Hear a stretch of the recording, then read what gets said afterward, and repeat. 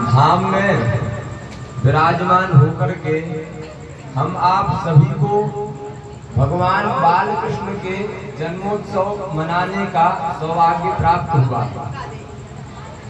देखिए, विचार करने की बात है, इस वाराणसी शहर में ही मैया थोड़ी देर की बात है जब से आप लोग बहुत परिश्रम कर रहे हैं, अपनी वाणी से सभी को आप लोगों ने बहुत सुख दिया है। हम लोग अंदर जरूर थे और पूरा चित्त हम लोगों का बाहर ही लगा हुआ था। इसीलिए बीच में बात आई कि माइक अंदर जाएगा, तो हमने सोचा कि भगवान का नाम, भगवान का कीर्तन सुनने मिल रहा है, ये ज्यादा अच्छा है। हम लोग तो संस्कृत में वैदिक मंत्रों का प्रयोग करते तो सभी लोगों को समझ में भी वैसा नहीं आता, इसीलिए भगवान के नाम का और भगवान के सुंदर सुंदर भजनों का हम लोगों को लाभ मिला। आज जो दिन है वह भगवान के अवतरण का दिवस है। और जो बात हम कह रहे थे, इस वाराणसी मंडल में भी कितने लोग होंगे जो यह जानते हैं, यह मानते हैं कि आज भगवान का अवतार हुआ है, लेकिन सभी लोग हमारे आपकी तरह ऐसे भजन और कीर्तन के माध्यम से इस पर्व को मना रहे हो, ये कोई अनिवार्य नहीं है। कोई अपने कमरे में ही कुछ साउंड में बजा के, बॉक्स में बजा के उत्सव मना लेगा। कितने ऐसे होंगे जो अभी सो रहे होंगे। तो इसका मतलब भगवान की हमारे ऊपर कृपा है, अब इसमें संदेह नहीं रहा। क्योंकि अगर भगवान की कृपा नहीं होती तो आज उनके चरण सन्निधि में बैठ करके सुंदर सुंदर वाणी के माध्यम से जो उनका स्मरण, उनका चिंतन करने का हमको अवसर प्राप्त हुआ है, ये उनकी कृपा के बिना संभव नहीं है। पर बात इतनी है कि यह अवतार केवल आज रात्रि 12 बजे होने के बाद फिर वापस शांत ना हो जाए। एक बार भगवान का अवतार जब धराधाम पे हुआ तो वह अवतार अब हमारे हृदय कमल में भी हो जाए, हमारे अंतःकरण में भी हो जाए। आप लोग जो सेवा कर रहे हैं या भगवान की कथा के माध्यम से जो सेवा होती है, वही सेवा बार बार वाणी, बार बार कथा सुनने से हमको पता चलता है कि भगवान सभी के हृदय में विराजमान है।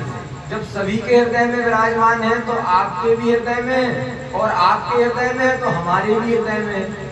पर उन भगवान का चिंतन, उन भगवान का स्मरण निरंतर हमारे हृदय में भगवान है, भगवान बैठे हैं, ऐसा हमारा स्मरण, ऐसा चिंतन निरंतर बना रहे, तो इसी चिंतन और इसी स्मरण से हम फिर पाप कर्मों से दूर हो जाएंगे।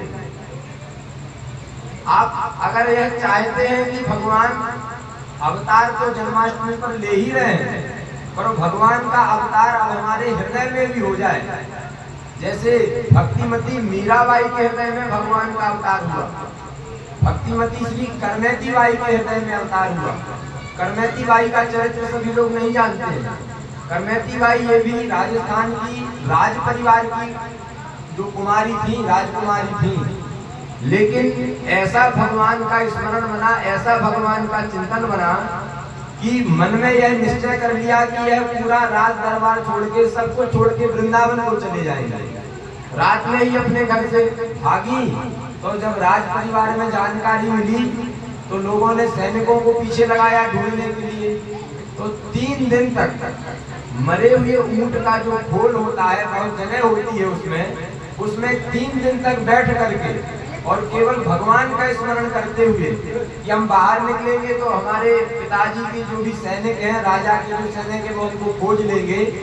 3 दिन तक वहाँ उस मरे हुए ऊंट की खोल में बैठी नहीं। और उसके बाद जब लोगों ने सोचा कि ये तो मर गई है, मिल रही नहीं है, तब 3 दिन बाद वहां से पैदल चल के वृंदावन आई। तो इतना कठिन प्रयास करके उन्होंने अपने आप को भगवान से जोड़े रखा। आज का युग वह नहीं है कि कोई भी माता, कोई भी बहने, कोई भी पुरुष छोड़ छाड़ के और भग जाए। आज का युग वो नहीं बचा। क्यों? जहाँ जाएंगे वहीं कलयुग है, इसीलिए कहीं किसी को छोड़ के जाने की जरूरत नहीं है। बस इतना है कि हम जो भी करें उसमें कहीं ना कहीं भगवान का संबंध रहे। माताएं घर में भोजन बनाती हैं तो उनके मन में यह भाव रहे कि यह भोजन हम अपने बाल कृष्ण प्रभु के लिए बना रहे हैं।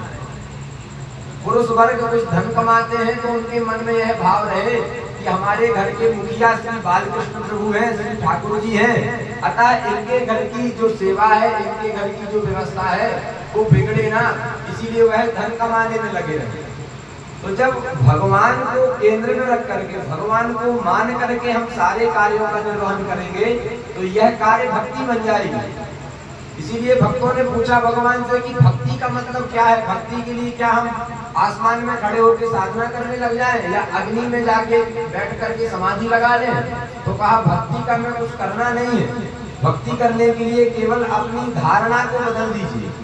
हम जो भी कर रहे हैं वह भगवान के लिए कर रहे हैं। सुंदर सुंदर प्रस्तुति आप लोगों ने दी, कितने कलाकार ऐसे हैं जो ये प्रस्तुति ना दे करके कोई भिन्न प्रस्तुति भी देते हैं, वो विवाहों में जा करके और उस प्रकार की प्रस्तुति देते हैं जो जिसका भगवान से कोई संबंध नहीं है। तो आपके द्वारा दी गई जो प्रस्तुति ये आपकी भक्ति है। इन सभी के द्वारा की गई जो भी जो जागरण है, छोटे छोटे बच्चे जग रहे हैं, ये कुछ और नहीं कर सकते, पर ये क्या कर रहे हैं, कम से कम जग रहे हैं, तो ये भगवान की भक्ति है। पर बात इतनी है, अधिक समय हम नहीं लेंगे, बात इतनी है कि मानना पड़ेगा कि हम भगवान के लिए जग रहे हैं। अगर आपके मन में यह हो जाएगा कि हम भगवान के लिए 1 बजे तक जग रहे हैं, या हम भगवान के लिए गायन कर रहे हैं, हम भगवान के लिए कथा कर रहे हैं, हम भगवान के लिए पूरा यत्न कर रहे हैं, अगर इतनी सी धारणा मन में होगी तो कुछ अतिरिक्त करने की आवश्यकता नहीं है। जो कर रहे हैं उतने करते करते ही हमको भगवान मिल जाएंगे। अभी 2 वर्ष पुरानी घटना है, सत्य घटना है, बिल्कुल प्रामाणिक घटना है।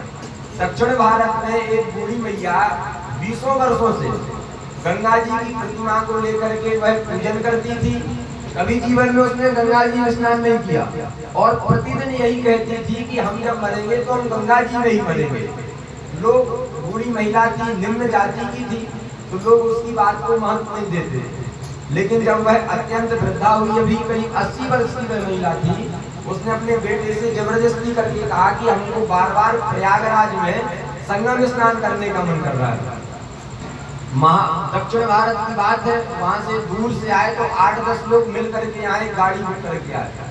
उसने प्रयागराज में संगम में स्नान किया, स्नान करके वहां ऊपर जो श्री लक्ष्मी नारायण भगवान का मंदिर है वहां दर्शन किया और दर्शन करके बैठ करके कहा कि अब मैं जा रही हूँ।